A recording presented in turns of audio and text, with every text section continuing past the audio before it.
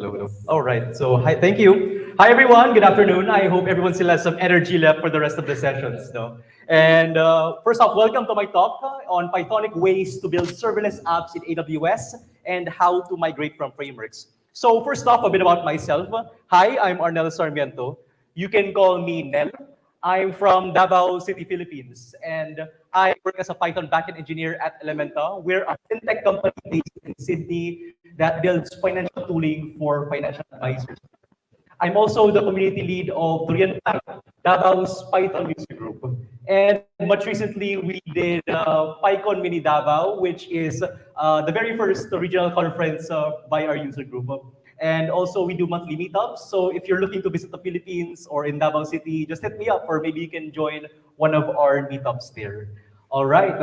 Now, for this talk, I'm going to talk about Python web frameworks and why they're awesome.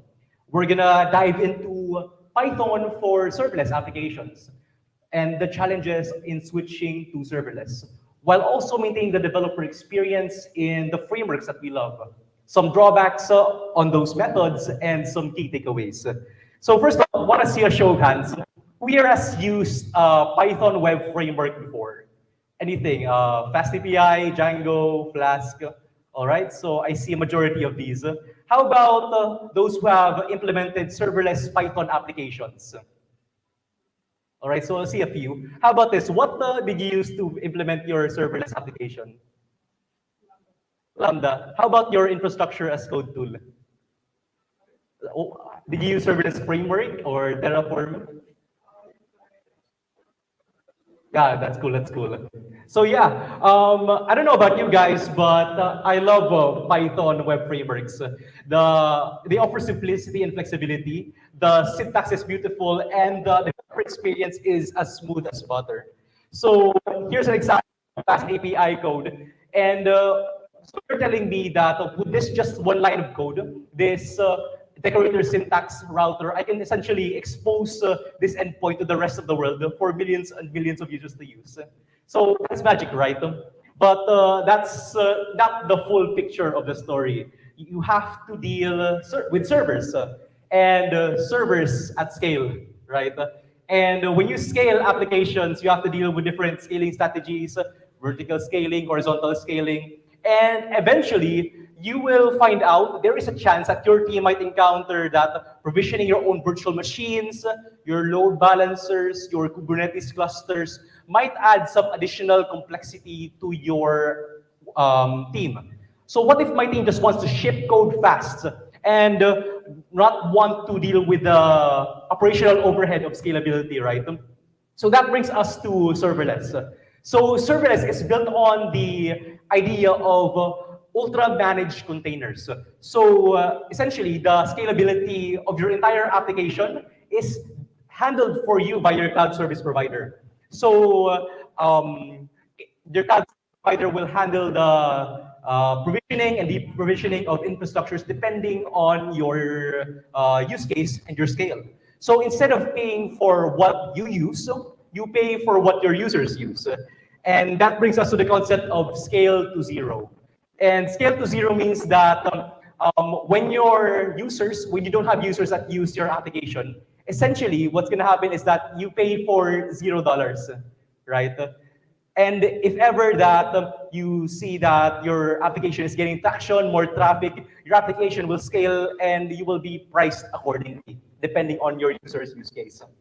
Okay, so that now you know serverless, its appeal, and you might be thinking that, wow, I want to migrate my entire Python application to serverless, right? But it's not as simple as a lift and shift of your entire code base to a different infrastructure. It's not as simple as that.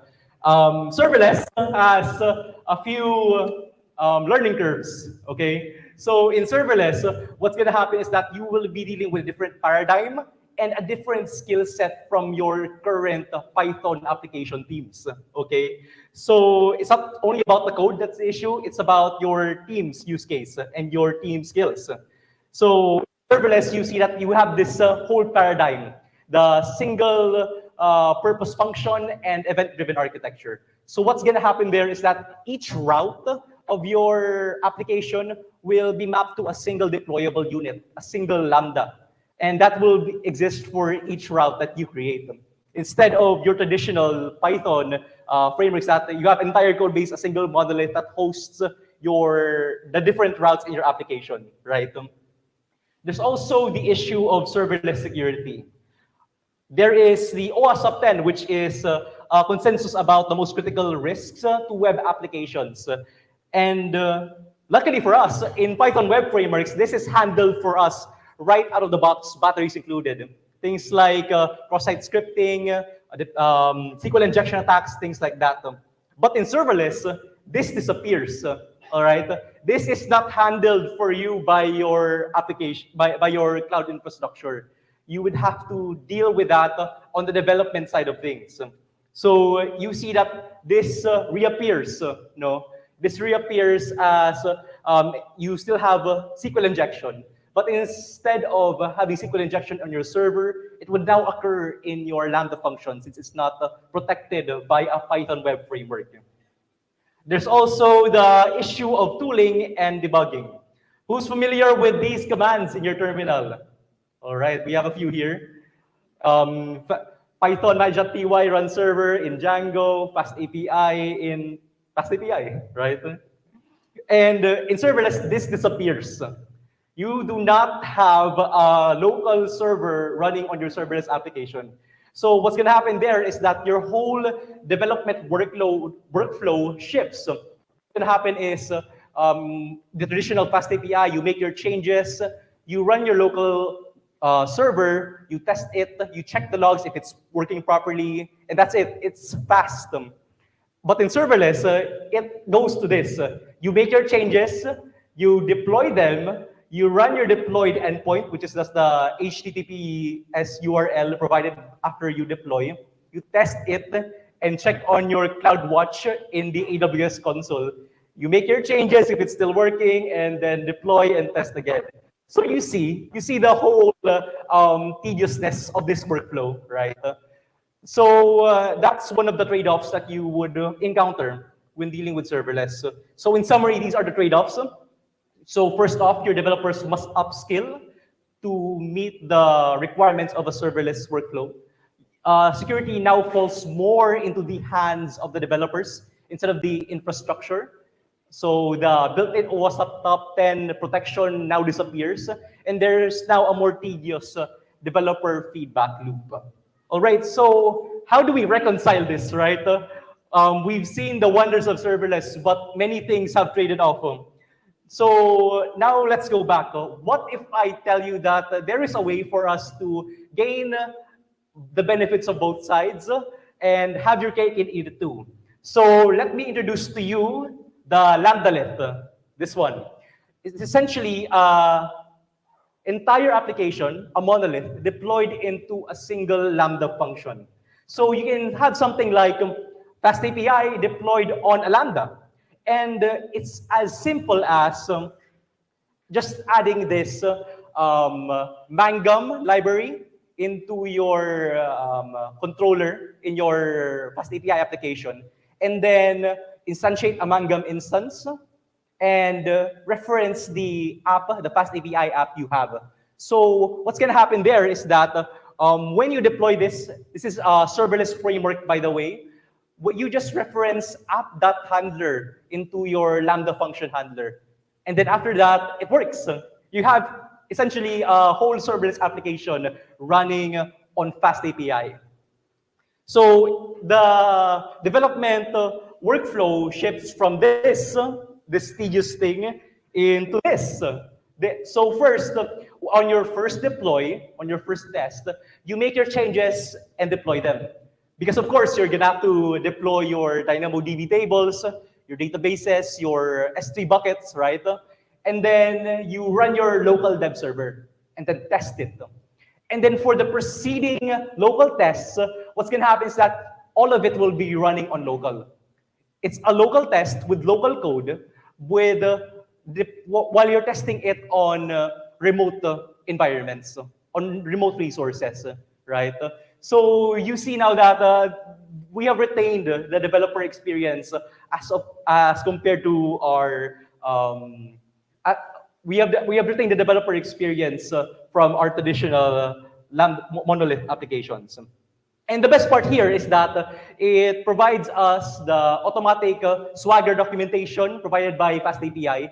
And currently, there is no way to generate this with purely serverless applications with a single function per route paradigm. So that's one great thing of a Lambda-lith for your use case.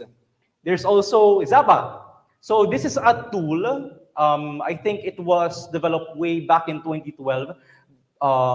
It's old, but what's gonna happen here is that with just this tool, you pip install Zappa, you run Zappa init and Zappa deploy, and you can essentially deploy an entire ASGI WSGI application to a single Lambda function with just these 3 commands. So it's really flexible and really helps you streamline your whole deployment process. Another tool that helps us in deploying serverless Python applications is Chalice, AWS Chalice. So AWS Chalice is a Python-centric serverless micro framework that allows you to deploy serverless applications on AWS. So this is a framework that AWS built themselves for developers to use. So you have your traditional Flask app, for example, here. So you have a Flask app. It gets a name from the route parameters, and then returns JSON with a key greetings and a value of hello and your name, right? So to deploy this in Chalice, you must simply replace the decorator, that single decorator in your application.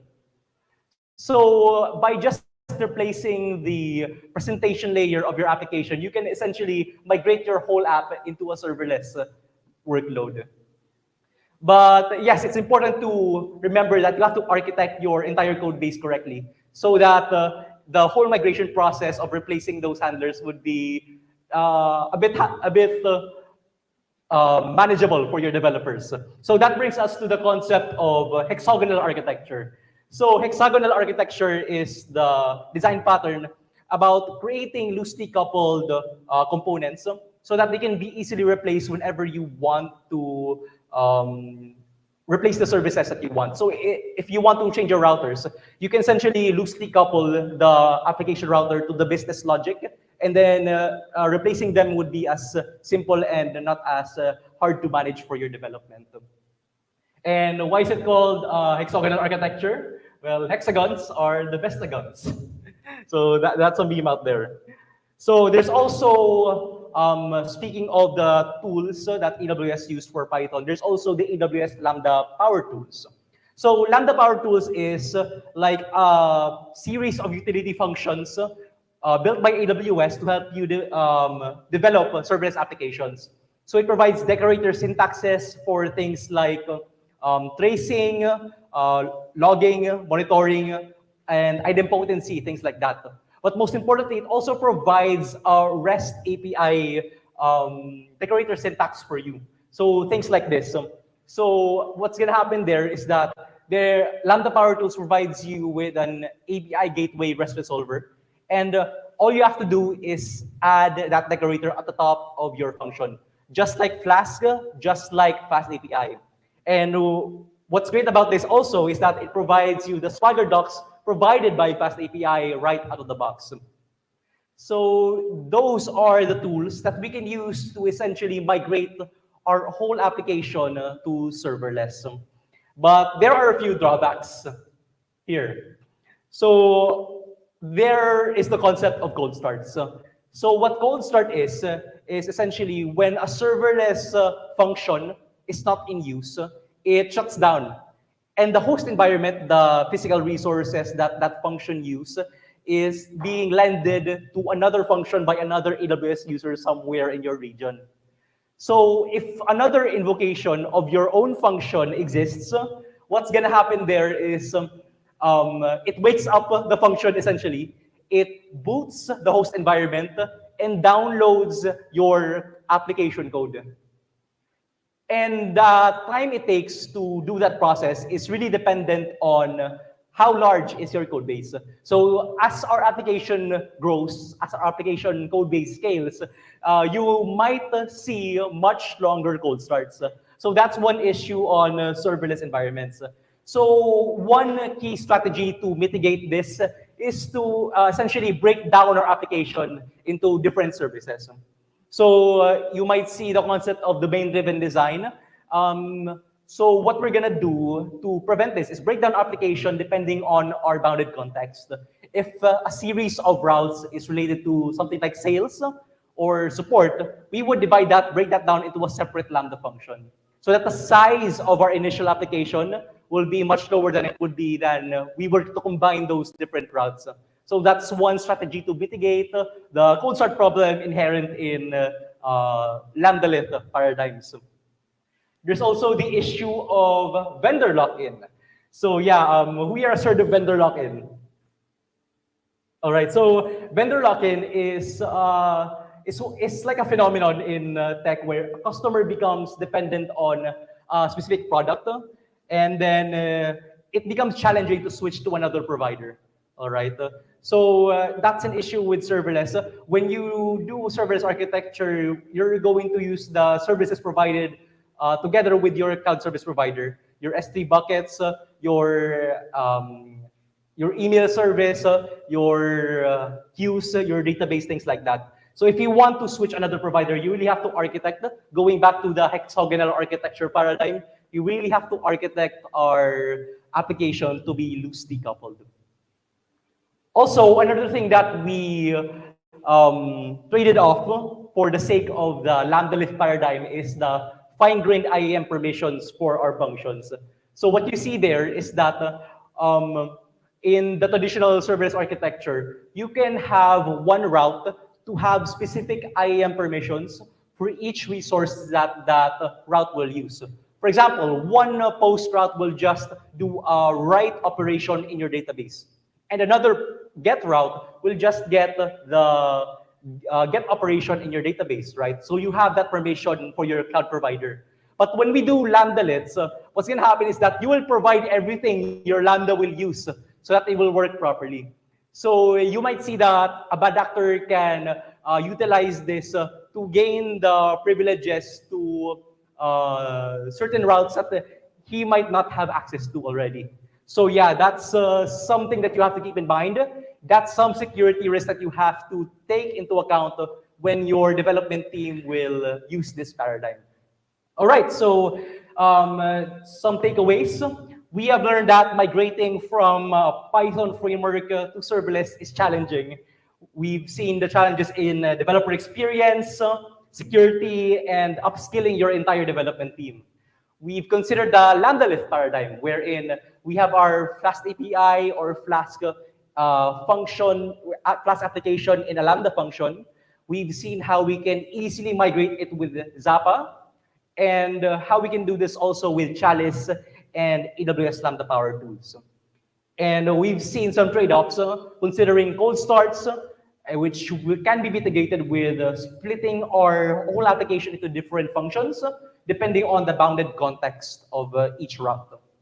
And we've also seen vendor lock-in as a potential trade-off for the Lambda paradigm, where you can use hexagonal architecture to mitigate that. And finally, we've seen the issue of the fine-grained permission that the Lambda-lit paradigm has lacked. So your development team has to really be careful when dealing with this on the authorization on the code base level. So yes, so that's pretty much it for my talk. I have a Medium article, which is like a deep dive on how to implement a Lambda-lit with AWS Chalice and CDK. So it has some hands-on guides and actual code that you can write on your machine if you want to check that out. And thank you. If you want to connect, here's my profiles. So yeah, happy to take some questions.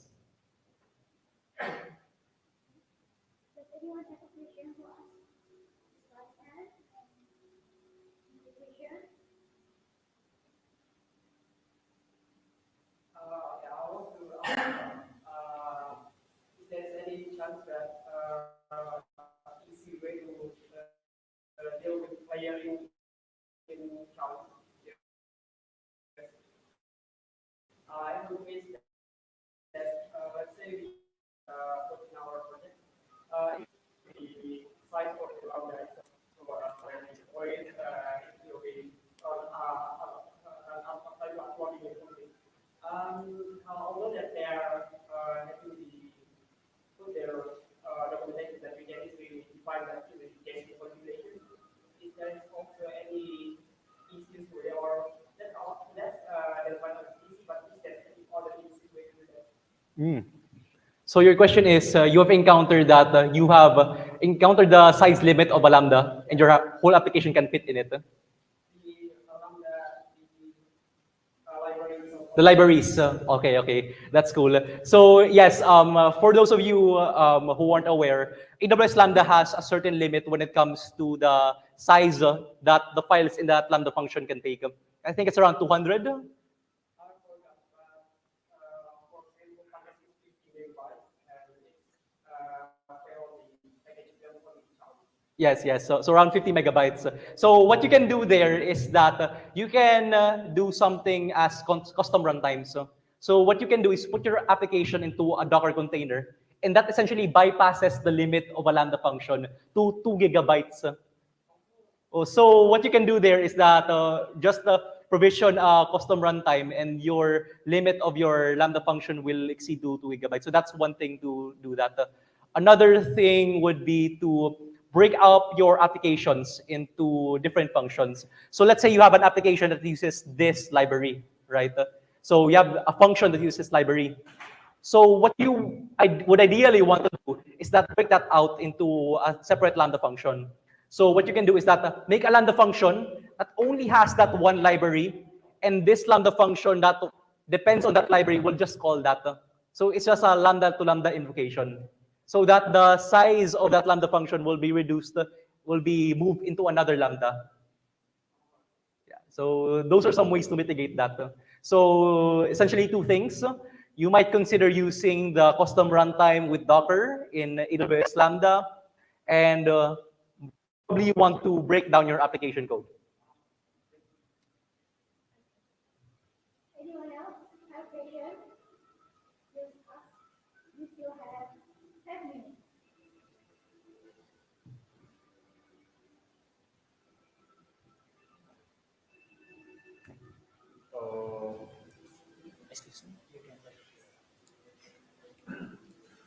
Does serverless does the serverless technology have something that uh, that can interact with the data that we stored in a disk? For example, like I am I'm about to create a API function that enables user to upload their data the into our ecosystem, and then store it in some disk elsewhere. Can it do something like that? Because from what I understand, serverless the serverless technology only use RAM and CPU for yeah. Yeah. All right. That's a very good question, actually. So yeah, you're correct that the serverless function only uses the RAM and CPU because it's really built for ephemeral, short-lived environments, not what you're typically used to on your EC2 instance. But there are workarounds. So what you can do there is that you can have your Lambda function generate a pre-signed URL to an S3 bucket. So S3 bucket is like file storage in AWS, right there. And then you can have your user upload your file into that S3 bucket. And after it's in S3 bucket, you can have another Lambda function that is triggered to move it to your own on-premise data store. So it's not really built for block storage, what you typically have in Django, right? So there are workarounds. So that's one thing to do at. So you mean the endpoint that we create for the serverless API is it's going to redirect the API into the the API that we use to push the data directly into object storage. Yes, Is that right? yes. Oh, yeah. See, yeah, that's a really good idea actually. Yes, Thank you. yes. We can talk after if you want to learn more about how to build that. Okay, maybe one question last for the session. Anyone else?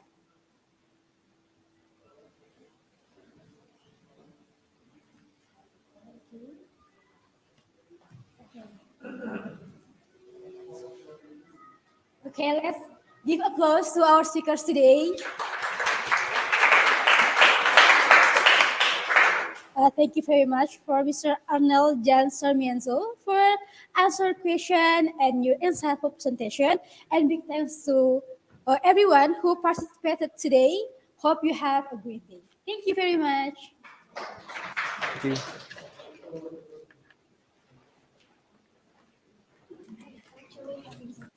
Yeah, sure. Yeah.